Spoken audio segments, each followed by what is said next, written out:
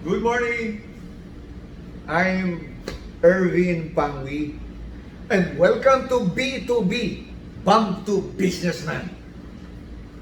One evening I arrived home and I was amazed seeing my wife listening to music. No? I use the word amazed because I know my wife. Whenever she rides in the car and the radio is on, she puts off and says, "Ang ingay!" For the English speakers, it says, "Noisy!" So that evening, as I sat in the sofa, as I arrived and sat in the sofa, she was telling my daughter she liked the music of 1D. Woo! 1D. 1D band. 1D. I batted it in the conversation. Sabi ko, I like also 1D. Oh, the rabbi looked at me and I said, 1D in the year of the fox came the time remembered well, when the strong young man of the rising sun, the tolling of the great loud bell. 1D in the year of the fox when the bells began to ring, but the time had come for one to go to temple of the king. Marigit said, my daughter said, "Yay, Dad! That is not 1D. That is your age song." I thought, it's a song of 1D. At my age, I learned to always find some fun in our family conversations. I treasure the moment because time will come. My girls get married. I will just be in my wife, a beautiful wife. Kami na lang. When I was 7 years old, my dad and I do kite flying, coffee beans harvesting, We had fun doing things together. One time, Mom said, "Erwin, I will go out for a while. Please clean our room." So then off my mother went out. So I got the floor, the scrub, and I scrubbed the floor. I start cleaning. I saw my mother's piggy bank in the shelf. That afternoon, I want to catch my favorite cowboy movie, but I don't have 15 centavos. That is the price for the movie house for one movie. 15 centavos. I stared at the piggy bank, hold the piggy bank. Oh, it's full. What's in my mind is 15 cents entrance. Then, I saw a hairpin at the table, lying at the table. I don't know why it's there. I got it and start picking coins at the hole of the piggy bank. Clang! A coin fell on the floor. That's 10 centavos. Clang! I continued to clang. There is another 10 centavos. I didn't notice that Mom came back. She forgot her bag. She was standing at the door, observing my illegal withdrawal in her piggy bank. She was very upset. She said, "What are you doing?" I said, "I was just looking." I'm lying, I was just looking. He said, "You're grounded." And she gave me a litany of lectures about stealing. As a 7-year-old, I stand there crying and feeling guilty for what I was caught doing. After 3 days, while I was helping watering the plants, my dad called me. "Erwin, you want to go to the movies?" "Yes, Dad. It's a cowboy movie." Putting his arms around me, he said, I asked your uncle to make a shoe shine box. Here it is. Go to town, go and shine shoes." I saw that the wooden box has a shoulder belt and has complete tools, a shoe brush, dry cloth, one bottle of jubos, one can of beton, all set, ready to go. I was excited, but with hesitation. I never tried going around soliciting to shine shoes. No? But I felt my father is confident that I can do it. No? I reached down and moving around, I saw some of my playmates playing taps, playing taps. I hesitated somehow, feeling ashamed. They're playing taps. I'm holding my shoe shine box. But I planned somehow to leave the box on one side and go play with them with the taps. But I remembered my father's word. He said, after the shine, you can go to the movie anytime you want. Then I shouted, shine, mister! Shine, mister! Shine, shoes, mister! A well-dressed man said, come, shine my shoes. 15 cents. No? Wow! For just one shine customer, I can now buy a ticket. Oh. I immediately squatted in front of the towering man and I made his shoes very shiny. And his appreciation for a good job, he gave me 20 cents. 20 cents. I have already 15 cents ready to buy a ticket for the movie and have a 5 cents for candies. But another man playing chess shouted, hey boy, shine my shoes. How much?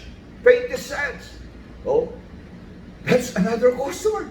That day, I wasn't able to go to the movie.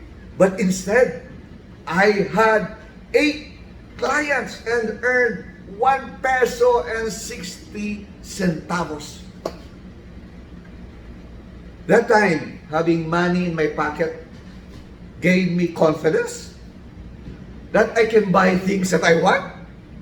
That day, I give myself a reward, an ice cream treat, and a Cokes. It's my first experience of earning. My dad taught me a very valuable lesson. There is no such thing as shortcuts for your needs. If you want something, work for it. My dad was just quiet while my mom scolded me about the piggy bank. But he did something so that my humiliation, my blunder, will transform into lessons learned.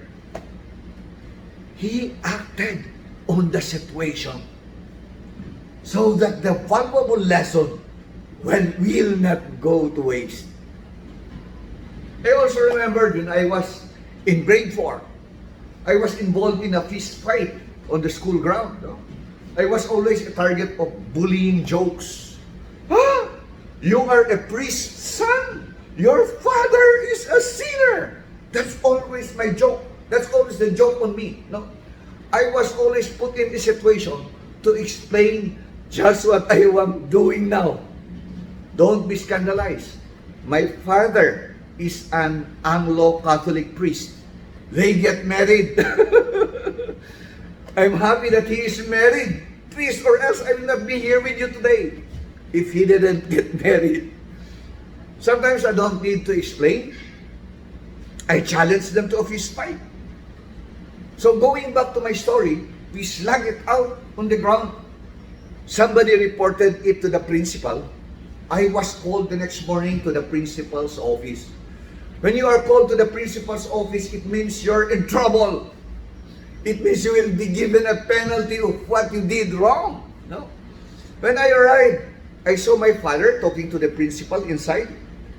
I felt that my father was there for hours. As he was led out of the office, he saw me and he said, "Come, Erwin, walk home with me." Dad called me and put his arms around me. He said, "By the way, could you help me water the vegetable garden?" I was very quiet, quietly crying. I was relieved. No mentioning of the principal. My father's reporting to the principal's office might be a humiliating experience to him, especially because he is a priest, a man who says to people, "Do good," and the son suddenly initiated a fist fight. It might be very frustrating, but No harsh words came out from him. I didn't hear any word of condemnation. Instead, a show of love and understanding. I behaved for the rest of the school year. What I learned here was, when my father put his arms around me after the principal incident, he saw the unsaid remorse in my heart. Instead of condemnation, I felt his understanding heart. I felt the Father's heart. It's God's love. When I became parent, I was never called to the principal's office for a misdemeanor of my children. I was called by the teachers when I get the grades of my children. Oh, your son is in cream section. Wow, congratulations. Oh, your daughter is doing great in math. Congratulations. If I did, I will always also doing what my father did. Friends, I felt that what I am today, it's because of that shoe shine box that my father gave me. It's where I learned the value of, if you need something, work for it. Friends, what is your father's shoe shine box? It was the stories I tell to my grandchildren. Despite not coming from business school, we teach our grandchildren simple entrepreneurship. My youngest apo is selling ubi pandesal baked with kasi. Chaya, Kiel, Anton, and Andre, they are all my apo also, are selling product merchandisers online. What is important is not the money in the bank, but the wisdom learned through their effort, through their shoe shine box. Through their shoe shine box. Friends, if you like my story, please subscribe below. Thank you for watching. God bless. God bless you.